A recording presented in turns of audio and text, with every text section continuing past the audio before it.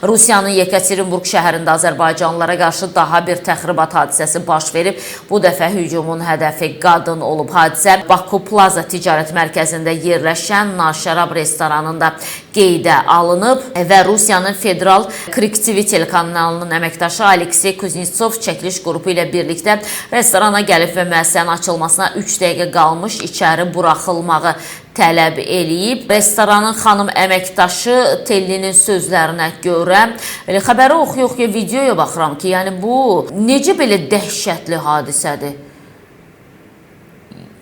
Polis əməkdaşları mı döydü qadını, yoxsa necə? Əvvəlinə çox da diqqət eləyə bilmə. Yox, o göy köynəkli gədə döyürdü.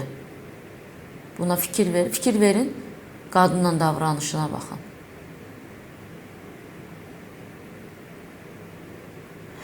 Ağızlarını ancaq ana söyüşü ilə açan ruslara zaten qadının nə qədər dəyərli olduğunu anlatmaq mümkün deyil ki. Ən müqəddəs söyüşləri ana söyüşləridir. Yəni qeyrətsizliyin pik həddi deyə bilərik yeri gəlmişkən. Eyni şeyləri də bugün bir orta yaşlı Azərbaycan qadınını eləyirlər. Yəni şərəfsizliyin bu qədəri yəni həqiqətən də olmaz da. Və davam etdirirəm xəbəri.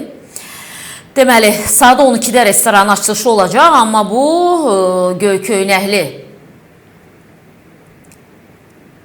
nə bilim, hər şeydən xəbərsiz birisi gəlir ki, mən restorana girmək istəyirəm və xanım da, təbii ki, restoranın işçisi də haqlı olaraq soruşur ki, məqsədin nədir restoranı ziyarət etməkdə.